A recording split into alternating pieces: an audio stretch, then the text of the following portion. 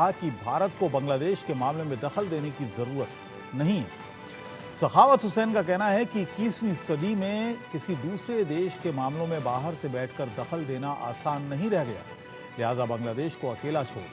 हालांकि पड़ोसी होने के नाते सखावत ने मदद की गुहार जरूर लगाई, लेकिन बांग्लादेश के अंदरूनी मामलों में दखल ना देने की बात कही। इस वक्त बांग्लादेश में यूनुस की अंतरिम सरकार में सखावत हुसैन की हैसियत गृह मंत्री के बराबर है।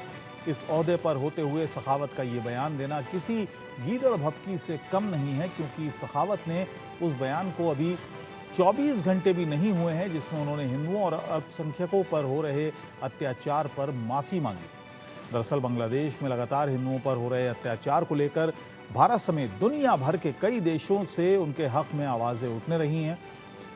जगह जगह प्रदर्शन हो रहे हैं, लेकिन हिंदुओं के साथ लगातार हिंसा की खबरें भी आ रही हैं। उन हिंदुओं की रक्षा करने के बजाय बांग्लादेश के होम अफेयर्स एडवाइजर ने भारत पर सख्त टिप्पणी करते हुए कहा कि भारत अपनी संवैधानिक छवि को नुकसान पहुंचा रहा है। सखावत हुसैन ने कहा कि ऐसा करने से भारत अपने पड़ोसियों से रिश्ते खराब कर रहा है। पहले ही भारत के अपने पड़ोसियों से रिश्ते अच्छे नहीं हैं, ऐसे में भारत का ये सब करना उसे नुकसान ही पहुंचाएगा। इन सब के बीच अब बांग्लादेश के अंतरिम सरकार के प्रमुख प्रोफेसर मोहम्मद यूनुस ने ढाका के प्रसिद्ध ढाकेश्वरी देवी मंदिर का दौरा कर डैमेज कंट्रोल की कवायद शुरू कर दी है। ऐसे में आज देश का सवाल है कि बांग्लादेश में हिंदुओं पर अत्याचार तो भारत क्यों ना करे रहा। तमाम कोशिशें हो रही हैं। हालांकि बांग्लादेश में जब से नई सरकार बनी है, उन्होंने ये श्योरिटी दी है कि अब कोई वहाँ पर किसी तरह का हंगामा नहीं होगा, अल्पसंख्यकों के खिलाफ, खासतौर से हिंदुओं के खिलाफ कोई अत्याचार नहीं होगा। ये भी कहा जा रहा है कि वहाँ पर जो सिविक बॉडीज़ हैं वो अब सड़कों पर उतरी हैं और उन्होंने अब हिंदुओं को शेल्टर देना शुरू किया है। हिंदुओं की रक्षा में वो लोग आगे आ रहे हैं। लेकिन ऐसे में जो बयान आ रहे हैं सखावत हुसैन के, वो वाकई दोगले इसको बयान कहेंगे। पहले वो माफ़ी मांगते हैं और उसके बाद फिर एक धमकी भरे लहजे में भारत से बात करते हैं। क्या कुछ सखावत हुसैन ने कहा था, ये आपको जरा सुनवाते हैं। মসজিদে গিয়ে সারাক্ষণ নামাজ পড়েন, এটার হিসাব আপনাকেও দিতে হবে যে আপনি কেন প্রোটেক্ট করতে পারলেন না যারা আপনার কাছে প্রোটেকশন চেয়েছে। এটা আমাদের ধর্মেই আছে যে আপনি প্রোটেক্ট করবেন, বিং মেজরিটি। সেটা না করে যদি এটা করেন, এটা মৌলানা সাহেবদের জিজ্ঞেস করেন। আমি আশা করি আমার মাইনরিটি ভাইদের আমি মাপ চাই আপনাদের হাতে, মাপ। কারণ একটা বিশৃঙ্খলার মধ্যে দিয়ে আমরা এখনও যাচ্ছি। আমরা আপনাদেরকে কিছু কিছু জায়গায়, বাট অনেক জায়গায় শুনেছি যে সোসাইটি প্রোটেক্ট করেছে। আমি ক্ষমা চাচ্ছি যে পুলিশ, র্যাব, অন্যান্য বাহিনীগুলো যাদের আমি এমপ্লয় করতে পারতাম, তাদের অবস্থা এখনও ভালো না, তবে ফিরে আসবে। जो तस्वीरें बांग्लादेश से आ रही हैं वो वाकई विचलित कर देने वाली हैं। कई तस्वीरें आईं जब मंदिरों पर हमले हुए, कई तस्वीरें आईं जब जो हिंदू आबादी जहां पर रहती है उनके घरों पर हमले हुए। कई खबरें ये भी आईं कि जो मार्केट में दुकानें हिंदुओं की थी उनमें लूटपाट की गई, उनमें आगजनी की गई। उसके बाद ये बयान आया सखावत हुसैन का, जिसमें वो अल्पसंख्यकों से, हिंदुओं से माफ़ी मांग रहे हैं। वो कह रहे हैं कि सब कुछ ठीक हो जाएगा और उनकी सरकार सब कुछ ठीक कर देगी। लेकिन 2 ही दिन बाद उनका ये बयान आता है कि भारत इस मामले में दखल ना दे, ये उनका अंदरूनी मामला है और 21वीं सदी में किसी दूसरे देश के मामलों में दखलंदाजी करना अब आसान नहीं रह गया है। तो इस तरह के बयान भी उनके आए। हमारे साथ 2 खास मेहमान हैं। विजय शर्मा हैं, प्रवक्ता हैं भारतीय जनता पार्टी के, और अंशुमन हमारे साथ होंगे, प्रवक्ता कांग्रेस के। Major general retired SK Singh हमारे साथ होंगे, जाने माने डिफेंस एक्सपर्ट हैं। अश्विनी मिश्रा हमारे साथ होंगे और अरविंद तेजावत विदेश मामलों के जानकार हैं, वो हमारे साथ हैं। अरविंद जी, ये जो बयान आए हैं, पहले उन्होंने कहा कि वो माफ़ी मांगते हैं और वो सब कुछ ठीक कर देंगे, उनकी सरकार इस ओर कदम बढ़ा चुकी है और सही कर रही है, और उसके बाद उनका बयान आता है कि भारत इस मामले में दखलंदाजी ना करे। हालांकि भारत दखलंदाजी नहीं कर रहा है, लेकिन भारत चिंता जरूर जताई भारत ने। अगर भारत के राष्ट्रीय हित प्रभावित होंगे तो निश्चित तौर पर भारत को सोचना होगा। जो उसने 1971 में भी सोचा। और भारत को क्यों नहीं चिंता करनी चाहिए, क्योंकि 1947 से पहले तो पाकिस्तान, भारत और यह सब एक ही मुल्क हुआ करता था पूरा।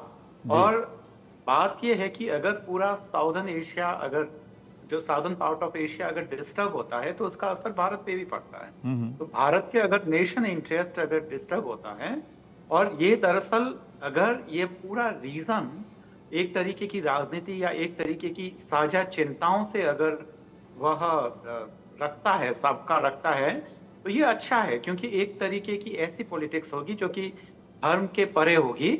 और मुझे लगता है कि यह सारी ही इस पूरे रीजन के लिए अच्छा होगा और इस रीजन के डेवलपमेंट के लिए भी अच्छा होगा। तो यह कहना कि 21वीं सदी में कोई देश दखल अंदाजी नहीं करता है, तो सखाल साहब को बहुत सारे उदाहरण दिए जा सकते हैं, पर यहाँ उनका डर लग रहा है, जो अंदर का उनका। दरअसल डिप्लोमेसी में केवल राष्ट्रीय हितों को सुरक्षित करना ही काफी नहीं होता है, कई बार सामने वाले के डर को भी समझना जरूरी होता है। तो यहाँ बांग्लादेश की जो सरकार है वो दरअसल बहुत सारी चीजों पे अभी असुरक्षित महसूस कर रही है। तो एक तरफ जहाँ यूनुस साहब वहाँ हिंदू ये भी कहा जा मंदिरों में सकता है कि जाके- सन 71 में अगर दखलंदाजी भारत ना करता तो फिर क्या होता। अगर दखल अंदाजी नहीं करता तो बहुत ही बड़े लेवल पे वहां पे जैसा हो रहा था, जी। जो मास मर्डर होता बहुत सारे लोगों की। मैं, अगर आप वहाँ ढाका यूनिवर्सिटी जाएंगे तो बहुत सारे वहाँ तमाम एकेडमिशियंस और समझदार लोगों की कब्रें आज भी बनी हुई है। उनको घरों से निकालकर जो पाकिस्तान की सेना ने उनको भून डाला था, वो सारी जगह आप अगर जाएंगे तो वहाँ वो सब देखेंगे। और वो बिल्कुल वहाँ के कैंपस से प्रोफेसर्स को निकाल के गोली मारी गई थी। तो क्या वो यही चाह रहे हैं क्या, ऐसा कि वहाँ की जो जनता है वहाँ पे, एक चाहे वो कोई किसी भी धर्म से जुड़े हुए हो, चाहे वो हिंदू हो मुसलमान हो, इंसान तो सारे हैं ना। जी। और वहाँ पे अगर वहाँ हिंदुओं को निकाल निकाल के वो लोग अगर उनका हत्या कर रहे हैं, उनके साथ अमानवीय बर्ताव कर रहे हैं, तो ये ठीक नहीं है।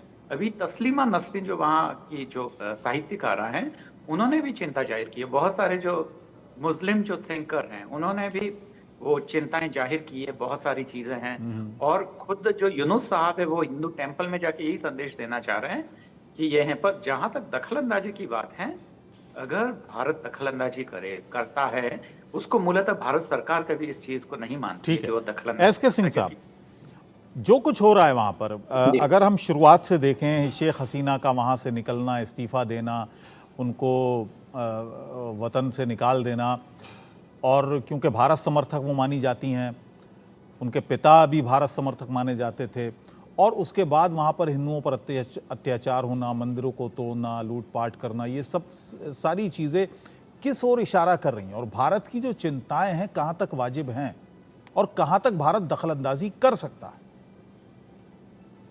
देखिए, सबसे पहले तो ये शेख हसीना का वहां से इस तरीके से पलायन करना और भारत में शरण लेना फॉर द टाइम बीइंग, तो ये एक बड़ी ही इटसेल्फ जो है चिंता की बात है बांग्लादेशियों के लिए। क्योंकि देखिए, जो देश, जिन लोगों ने उनको आज़ादी दिलवाई, शेख मुजीबुर रहमान थे और उनके जो भी जितने भी कार्डर्स थे और उनके जितने सहायक थे, जिन्होंने एक तरीके से स्वतंत्रता की लड़ाई एक तरीके से लड़ी मिलकर इंडियन आर्मी के साथ, लेकिन जो भी है स्वतंत्रता उन्होंने एक तरीके से दिलवाई, उनका बड़ी अहम भूमिका रही है उसमें। जो देश उनको नहीं इज्जत कर सकता है, तो आप सोचिए कि वो फिर वो देश कहलाने लायक नहीं है। वहां पे सिवाय जो है एक टेररिस्ट स्टेट क्यों ना बोला जाए इसको एट प्रेजेंट।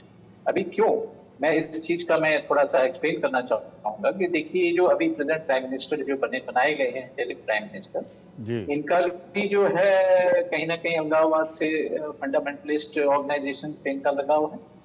साथ में जो पार्टियां बची हैं, खालिदा जिया की और तालिबान जमात इस्लामी, उनकी जो है, तो ये भी जो है फंडामेंटलिस्ट पार्टियां हैं। आर्मी पूरी तरीके से इनके साथ मिली हुई है जी। लेकिन तो मोहम्मद यूनुस के बारे में तो कहा जाता है कि वो लेफ्टिस्ट हैं, वामपंथी हैं। नहीं, वामपंथी तो है, अब बच्चे कौन है? बच्चे तो यही हैं, यही लोग अभी बचे हुए हैं और आर्मी पूरी सपोर्ट कर रही है। तो आप किस तरीके का पीस चाह सकते हैं, आप उम्मीद कर सकते हैं? बिल्कुल नहीं होएगा। नहीं तो सबसे पहला लॉ एंड ऑर्डर तो इनके सबसे प्राथमिकता होनी चाहिए थी इसको काबू में लाने के लिए। कितने दिन हो गए हैं इनको अभी प्राइम मिनिस्टर बने, सरकार बनाए हुए, लेकिन उनको तो मुस्कुराते हुए पूरे देश में घूम रहे हैं, लेकिन बिल्कुल भी बॉदर्ड नहीं है कि लॉ एंड ऑर्डर को जो है ठीक किया जाए। और जो नरसंहार अभी भी जो चल रहा है हिंदुओं को खासतौर पर लेकर, और इनको ये चीज पता होनी चाहिए हिंदू राष्ट्र से चारों तरफ से घिरे हुए हैं, और अगर कोई भी एक भी हिंदू के ऊपर कोई वार करेगा तो उसपे भारत का दिल जो है जरूर दहलेगा। ऐसा नहीं हो सकता कि भारत जो है उस पर चुप बैठे। तो कहीं ना कहीं भारत को एक हद तक लिमिट में ही जो है बर्दाश्त हो सकता है। चलिए, अश्वनी मिश्रा जी भी हमारे साथ जुड़ गए हैं, अंशुमन जी भी हमारे साथ कांग्रेस की तरफ से जुड़ गए हैं।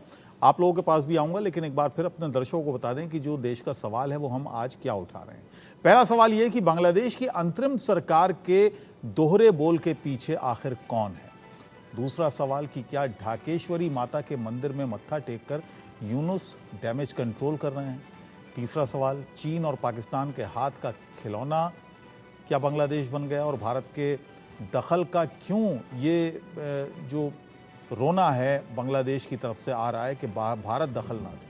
और चौथा सवाल, बांग्लादेश में पाकिस्तान की हार का स्मारक तोड़ने वाली ताकतें कौन सी हैं। पांचवा सवाल, बांग्लादेश में हिंदुओं के खिलाफ हिंसा का दौर कब थमेगा।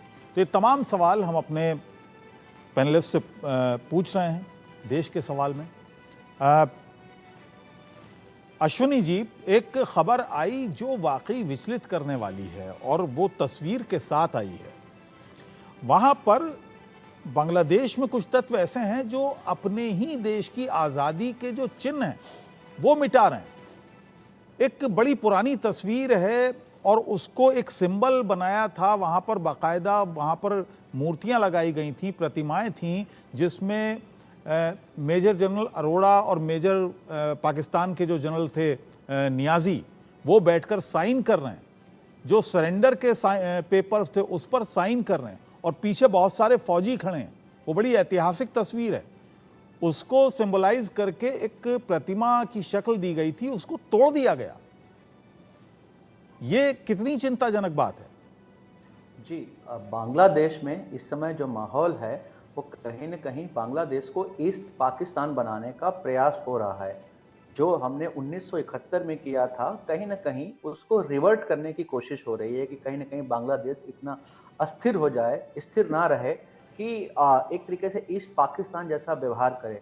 मुझे लगता है ये बहुत चिंता का विषय है और भारतीय जनता पार्टी और हिंदुस्तान को सिर्फ ये नहीं सोचना चाहिए कि वहाँ पर सिर्फ हिंदू पर से खतरे में, हालांकि हिंदू के साथ अत्याचार वहाँ हो रहे हैं, सारी माइनॉरिटीज के साथ अत्याचार हो रहे हैं, बट एक सक्षम देश होने के नाते ये जरूरी है कि हम प्रयास करें कि हमारा पड़ोसी देश स्थिर रहे। जिस हिसाब से हमारी टेंशन बॉर्डर पे पाकिस्तान से चलती है उससे काफ़ी कम रहती है बांग्लादेश में। अगर कहीं ना कहीं ये ईस्ट पाकिस्तान बन गया तो हमारी सुरक्षा की दृष्टि से भी मुझे लगता है भारत के लिए बहुत बड़ा चैलेंज होगा ये।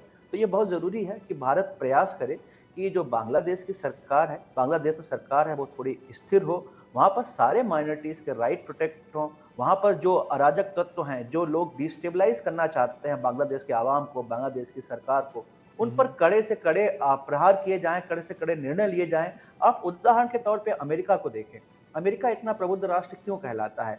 अमेरिका सिर्फ इस चीज़ का ख्याल नहीं रखता है कि अमेरिका के पास पड़ोस में क्या हो रहा है। इराक से भी अगर अमेरिका को इफेक्ट पड़ता है तो अमेरिका इराक में आकर के भी आक्रमण करता है, इराक को भी स्थिर करने की कोशिश करता है, अफगानिस्तान को भी स्थिर करने की कोशिश करता है। हर देश जहां से उसको लगता है कि कहीं ना कहीं एक टेररिज्म पनप सकता है, एक कट्टरपंथी पनप सकते हैं जो उसके देश के लिए खतरा हो सकते हैं, तो वहां पर स्थिरता लाने के प्रयास करता है। भारत भी अगर ड्रीम करता है 1947 में विकसित देश बनने का, एशिया का सबसे प्रबुद्ध देश बनने का, पावरफुल देश बनने का, तो मुझे लगता है भारत के लिए भी ये बहुत ज़रूरी है कि सिर्फ लोगों की चिंता ना करने के साथ साथ हमें उन लोगों की भी चिंता करनी होगी जो बांग्लादेश में, अगर बांग्लादेश के कट्टरपंथी और कट्टरपंथी हो गए और कहीं पाकिस्तान की सह में आ गए तो हम एक बहुत बड़ा दुश्मन देश अपने पूर्व में भी खड़ा कर लेंगे। ठीक है, अंशुमन जी, आप क्या मानते हैं, किस हद तक दखल देना चाहिए और क्या जो सरकार का कदम है वो सही है बांग्लादेश के मामले में? इकबाल साहब, तकरीबन अब पिछले 25-26 दिनों से हम ये देख पा रहे हैं कि बांग्लादेश के अंदर किस प्रकार से एक अराजकता का माहौल है, एक टेंशन का माहौल है। पिछले 6 अगस्त को एक सर्वदलीय बैठक हुई थी जिसको एक्सटर्नल अफेयर्स मिनिस्टर जयशंकर साहब ने एड्रेस करा था। उसमें बजावते नेता प्रतिपक्ष राहुल गांधी जी ने ये सवाल किया था कि बांग्लादेश में जो माइनॉरिटीज पे हमले हो रहे हैं और खास करके जो हिंदू माइनॉरिटीज पे हमले हो रहे हैं, जो सिखों पे हमले हो रहे हैं, जो बौद्धों पे, क्रिश्चियनों पे हमले हो रहे हैं, वो कब रुकेंगे और उसके लिए भारत सरकार क्या कदम उठा रही है।